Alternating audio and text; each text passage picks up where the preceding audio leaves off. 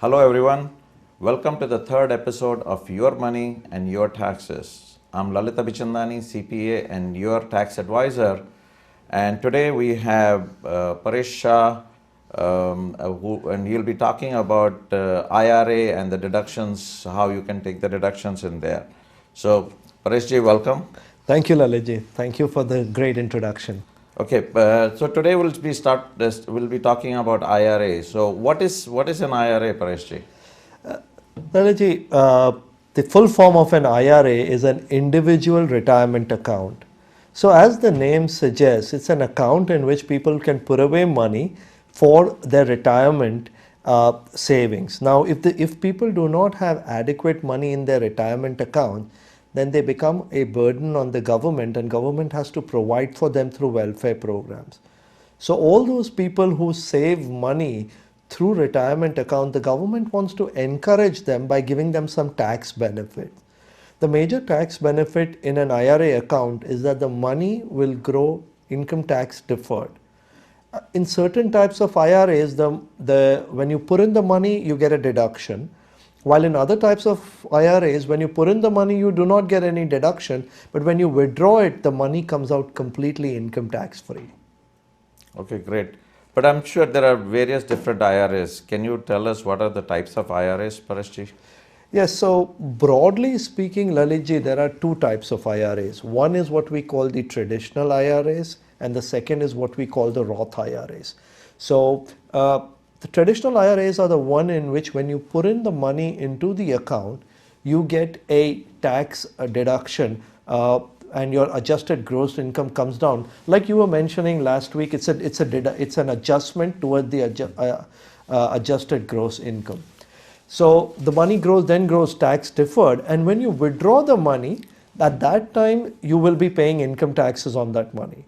The second type of IRA is what we call a Roth IRA. In a Roth IRA, you put in after-tax dollars, the money grows tax deferred, and when you withdraw the money, you do not pay any income taxes on it. This is, let me just warn you one thing, that if the withdrawals are not done correctly or are done prematurely, then there could be a 10% penalty. People have qualified or retirement plans at work like 401ks and 403bs. So if they leave their job and after that they roll over that money into an IRA, that type of IRA is called a rollover IRA. And finally, there are two other types of IRAs which we call the SEP IRA and the Simple IRA. These are plans that are set up by business owners for their employees, and we'll discuss more about this, Lalitji, when we talk about business plans and plans which business owners can set up for their employees.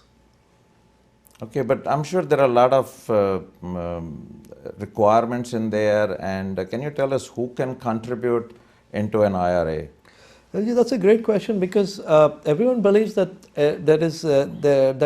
everyone wonders at times whether they can put money into an IRA account or not.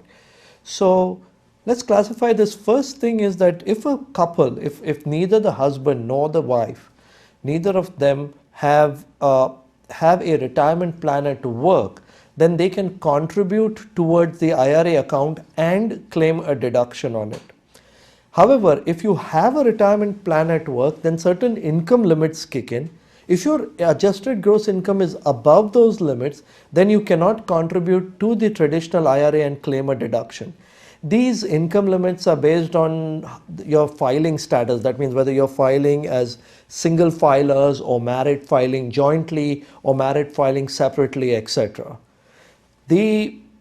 On the other hand, in a Roth IRA, it's very clear that if your income is above these thresholds, which is based on your filing status, then you cannot contribute to a Roth IRA account.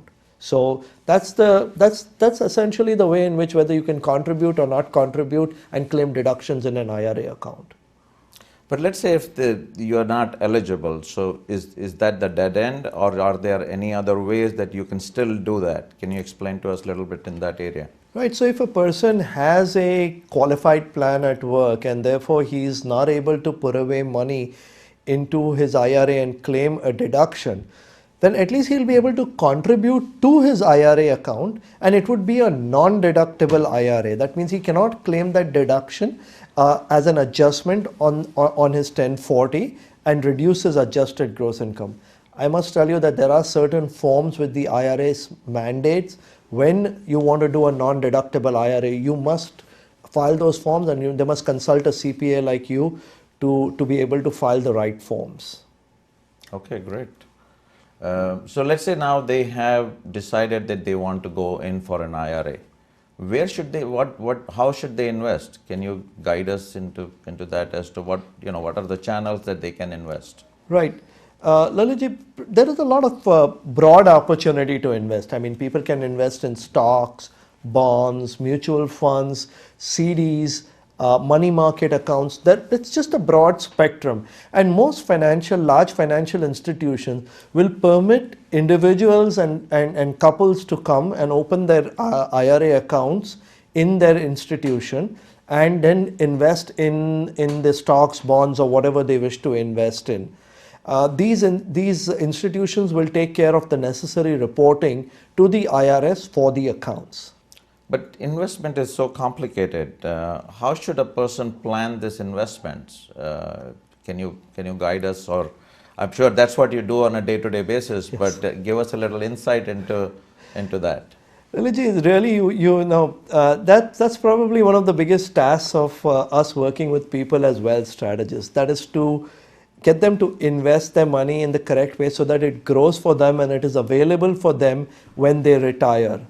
And it is really a case by case basis on which how we can guide people. I'll give you some broad rules. Like there are two types of factors. One is what we call the demographic factors. That means what is the person's age, what is his income, what is the total amount of money or the assets that he has, when does he want income, and how much does he want income in retirement. We consider all these factors and then try to guide them on where they should invest the money. But besides the demographic factors, there's another set of factors that also plays a major role, and we call those psychographic or mindset factors. So is a person conservative or is he aggressive? Is he willing to take risks in his account? And these questions, once you answer them correctly, then only you're able to plan the investment correctly. Like recently, let me give you one example. Recently, I had a person come to me and he was paying a lot of taxes. So I told him, why don't you put away some money in an IRA account? And he was very reluctant to do it. So I kind of said, okay, let me dig a little deep. And I tried to find out what had happened. A few years ago, he had opened an IRA account. And when he had invested the money in a stock mutual fund. Now initially the account went up as the stock market went up. Then when the stock market came down, his account came down and he started losing money. He panicked, sold everything, took out the money, paid income taxes and penalties, and that left a very bitter taste in his mouth. Now when I was talking to him what type of funds they were, I realized that if he had held on to that same account and that same investment for a period of 2 to 3 years more, not only would he have recovered his losses, but he would have been making a profit. I mean, he would have made a gain in the account. So in this case, the investment of stock mutual fund was a correct investment based on his age, his income and all those factors.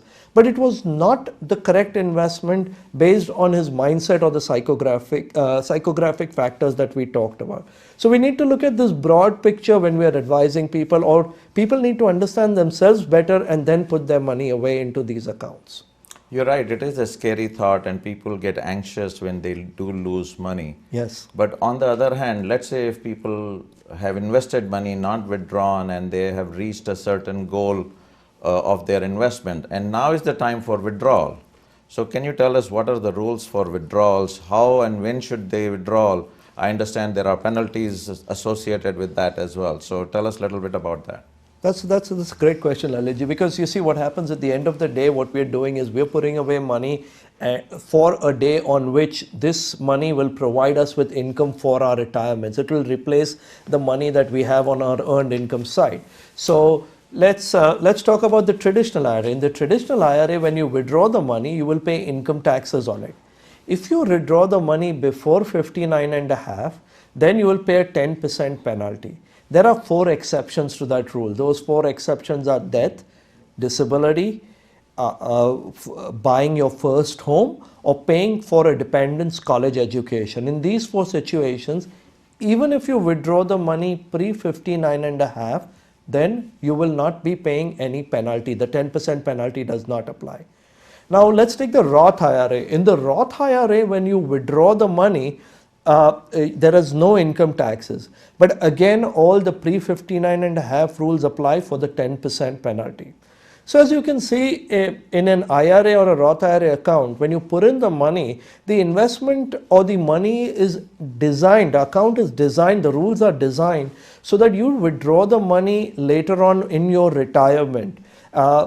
I have seen often people rush into putting money into an IRA, and then a couple of years they have some needs, like say they want to invest in an investment property, or they want to invest in their own new business, and they're forced to withdraw from the IRA account. This causes them to lose money. Not only do they lose money in the form of paying income taxes, but also the penalties. So I would tell people that be very careful and understand your situation properly before locking in your money into an IRA account. It's a great tool to invest in for your retirement. Having said that, you just need to be careful that you're doing it in the right way. I want to add one more thing here, Lalitji. For IRA, for traditional IRA accounts, if you do not withdraw the money, there are certain mandatory withdrawals that you have to do after the age of 70 and a half. Those are known as required minimum distributions. So you have to do those after 70 and a half. Okay, so the rule is the money is for retirement. You should withdraw no earlier than 59 and a half. And if you don't withdraw from 59 and a half till 70, then the government comes back and says, now you have to you are required to withdraw the money. So that's the basic rule here. Absolutely right, Lalitji. That was perfectly explained. Thank you. Okay, great. But so the individuals, they retire, they put money in IRA, and people who work in an institution or offices, and the employers are giving them 401k. So what is the difference between an IRA that the individuals are doing or the 401k that is set up by employers? Lalitji, let me first tell you about the similarities between a 401k and an IRA and a traditional IRA. In a 401k account also, you're putting in pre-tax money. The money is growing tax deferred for you, and when you withdraw the money, you're paying income taxes on it. That's the same for a 401k or a traditional IRA. The pre-59 and a half rules as far as early withdrawals and penalties are concerned are also identical inside a 401k or inside an IRA. Now, the difference is that since this is an employer-sponsored plan, your money into a 401k is contributed by payroll deduction. While inside an IRA, you first get your money from your income, you put it into your checking account or your bank account, and then you invest it inside the IRA account. So, one of the things that we've often seen is people have 401k planned, or they put money into 401ks and they leave that job. Once they leave that job, now they do not get adequate information about that 401k plan, and so they are the money does not grow rightly for them. So we'll always advise people to take out money from old 401k and put it into a rollover IRA. That is very important to get control on the money and on the investment. So in both the cases, they do get deduction, not in Roth IRA, but a traditional IRA and a 401k. They do get full deduction for the money that they are putting into, yes, and they should maximize on that. Is that your suggestion? That's right. That is absolutely correct. In less than 2 weeks, we have our big festival, Holi. So happy Holi to all the viewers. And thanks again, Paresh Ji, for giving us information. April 15th deadline is coming soon. So we'll be talking about taxes and deductions and how to file the taxes.